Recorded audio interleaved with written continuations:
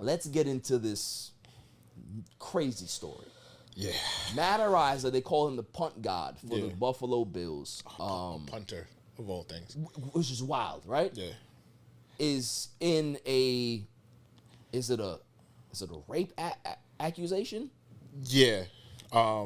Like, the story's crazy. Like, I was telling you before, like, it sounds like something I've seen straight out of, like, a SVU episode. Right. Like, from the information that I've heard. And it was like it was at a party off campus, actually, near his home. Like, I guess they were throwing a party at his off campus place. Right. And like, he hooked up with a girl outside. They were both intoxicated, or at least she was. And then they went back inside, and there was like at least 3 or 4 more dudes in the room. Ugh. So, she remembers bits and pieces or whatever. Because obviously they're drinking and stuff. Yeah, because of the drinking and everything. But she was saying, there was at least 3 or 4 more dudes in the room, and that she was raped. And over a period of hours until the party got broken up by the cops. Wow. Yeah. It's crazy.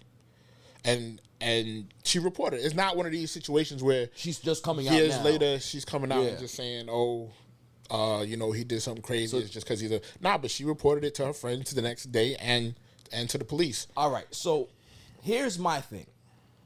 If what you're saying is accurate, and I do believe it is because you do your research, how the hell did this kid get drafted or signed? That's what I don't get, because the NFL has some of the best private investigators in the world. Right, they got the best lawyers in the world. Yeah. Like they are partnering with some heavy hitters. They check everything and they know everything about you before you even come into the combine or whatever. They know all of it. Right. So how they didn't know about this is a little sketchy to me. It is. I think they knew and they just saw that it didn't get prosecuted. And it still hasn't gotten prosecuted in criminal court. Right. This is a civil suit. Okay. So the police department never brought charges. Go criminal? They don't know. It just got transferred to the DA's office. So they may take it. So now, especially with this amount of publicity, right? They're gonna take it. They're probably gonna have to, but it's all about the evidence. Right. If there's not much evidence to prosecute, then they're not gonna take it either way. That's true too. And that's the messed up thing about this whole thing is that it's all hearsay, right? It's all word of mouth. It's all. But obviously, listen, when a woman says that she was raped, assaulted, whatever, you got to take it seriously. You have to do your research. You got to make sure that you don't just ignore it. Right. And I mean, even if it is cap, you still got to go through the process. You got to do it like it isn't. Yeah. You got to, Exactly. But it's, and especially on college campuses, more sexual assaults happen on college campuses than any place in the world. Absolutely. You know what I'm saying? So absolutely. You got to take it seriously. The problem is half the time, a lot of the cops that, campus police or whatever, they help out players that are on teams and stuff, right? Versus trying to help out the victim. That's true. That is true. You never know. You never know what happened. She could have told them, and they could have been sitting on the investigation and just not progressing it because of who he is, right? Knowing that he's going to be a high draft pick because he's the punt guy and that stuff. So that brings more prestige to the school, right? Yeah, exactly. You know what I'm saying? And it's not like it was a huge, it's not a huge school, but still a D1 school or whatever, but it's still a crazy story. Yeah, this is wild, man. I mean, like you said, if the NFL knew anything about this, like, for me, it's like, how many times do you have to get things wrong to fix things? Like, why do they always end up, like, in these situations? Because the fans don't care. That's what it boils down to. Yo, there was a sign at the Browns game. Yeah. It was a father and son holding up a sign. I can't remember exactly what it said, but it was some wild. Carrie Champion had it on her page, and it was like F them hoes, something. Right. And this is a father with a son. I'm like a 10-year-old kid or something, holding up these signs and laughing. Imagine if he had a daughter with a sign like that? You know what I'm saying? Like, yo, but at the game, holding up the sign at the Browns game, it's like, yo. What example are you setting, bro? Exactly. So if the fans aren't going to care, they're not going to lose money. Yeah. They're not going to ever be like, oh, we got to get in front of these things. They do it to save face in the public eye. Right. But, Nah, exactly. The court of public opinion. And that's it. That's all they're going to do. They're going to make it seem like they're doing all they can, but they don't really care. As long as the product on the field, gets played and they making money off the TV contracts, right? They can care less. It's funny though. I remember one person that they cared about, and they believed that he should have been ostracized from football. But we're not going to talk about Kaepernick. But that's because the fans cared. Yeah. They cared about that one. Yeah. They cared. Yeah. They cared about that. Dog situation. whistle. Different. Dog whistle. Different. Yeah. we not gonna say that word on the show. Listen, I mean, I will, but I don't care. But it is what it is. Yeah, it is what it is. What do you think comes out of this though? Like they just on if even if it doesn't go to trial, it's a civil suit. Yeah. It's a conduct issue. So yeah. Suspension is coming regardless. It has to. And it's not even like with the Deshaun Watson situation, they weren't prosecuted because there was never enough evidence, so they said. Right, there was only one girl that didn't settle. Right, and there was never enough evidence for them to prosecute because they would have prosecuted him if they did. So he still got a year on the commissioner's list, and then got 11 games. Right. So what is he gonna get while they're still actually investigating this? That's true. Like it gotta be. There's no way he plays. Yeah, there's no way he plays. All. Yeah, at all. If they let him play, that's crazy. That is crazy. I mean, listen, the report came out last night, hours before the game, that they were pulling him, and I think I heard Sean McDermott say that he's not gonna play. We need to make sure that we get all the facts out and go from there. So, it's tough, man. It's every time I hear things like this, man, it's like it really bothers me because I don't know what goes on these college campuses, Bishop. Like, why does it have to get there? Like, because people don't understand. People don't know how to control themselves. Right. You get all of that alcohol and drugs and all that other stuff together, bro. It gets wild. But isn't it the university's responsibility to try to keep a handle on these things, bro? Well, in this particular case, it was off campus. Right, okay. Technically. Yeah. But even on campus, I've been on campuses. It's wild. It's wild. Yeah. It's wild. I went to a school where it's crazy. They have a day where literally you're allowed to drink as long as you don't have the actual alcohol bottle in your hand. If you have the red cups or whatever, you can just walk around drinking.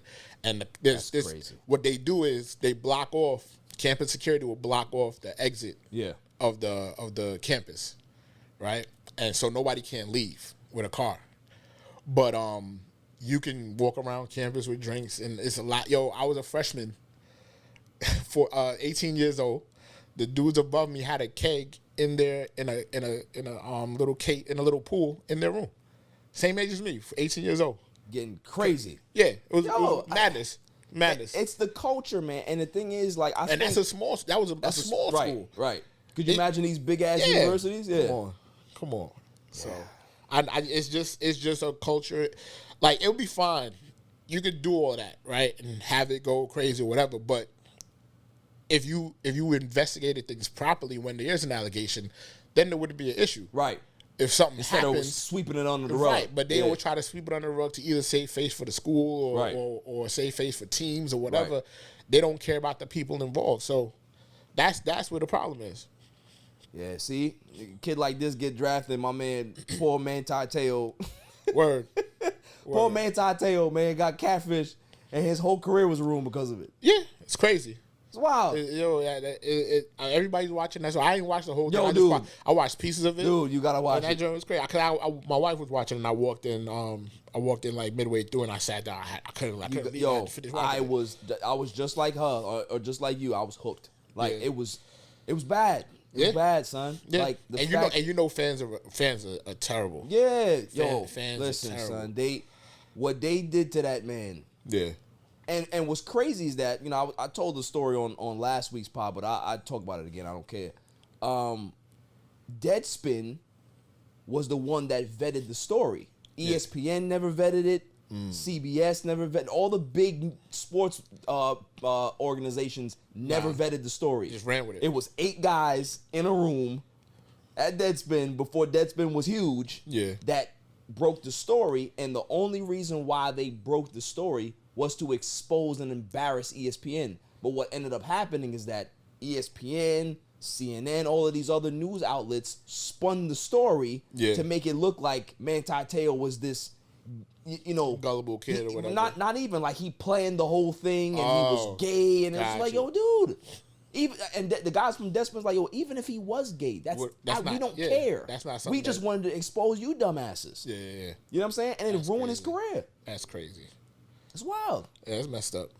Like, bro, I hope that they get to this quickly, that they find all the evidence, that they find the facts, and if this kid, this punt guy, doesn't play football again, then that's what it is. Listen, it's gonna be easier for them to get him out of there because one, he is a punter. He's a punter, right? That's number one, and so it's not gonna be like you can always find a new punter. And the fact that this was filed very early, everything is already there. You know what I'm saying? Like I always told you with the Deshaun thing, it was always a little sketchy because nothing happened until he requested a trade. Right. Yeah. And they even the NFL admitted that the Texans knew about what was going on. Right. They provided places for him to go. Yeah. To meet with the massage therapists and stuff like that. Yeah. So everybody knew what was going on. And then the fact that the lawyer of the girls is the neighbor of the owner, everything just was so just so fishy. Don't be trying to put no soap opera collusion stuff in. Yo, bro, it's such but it's like the whole story is just so wild. Like, don't get me twisted. Deshaun's a creep. Like that's hands down, he's a creep. Ain't no saving grace for that. Ain't no walking that back. I'm just talking about the fact that the NFL tried to pretend like they didn't know what was going on. I agree. They knew 100% what was going on. I agree. I completely agree. I said the same thing on the show. I'm like, look, dude. The dude is a creep. Like, we all know that. He's a weird guy. Yeah. I said it last week. I don't think that he's too bright. No. Because even him speaking, I'm innocent. Like, dude, no, you're not. No, you're not. Just don't say nothing. No, just don't say nothing. Like, I'm just sorry to everybody involved, Press release was fine. Yeah, that's all you had to do. Just leave it at that. That's all you had to do. There was nothing compelling you to say anything. Right. You did the press release.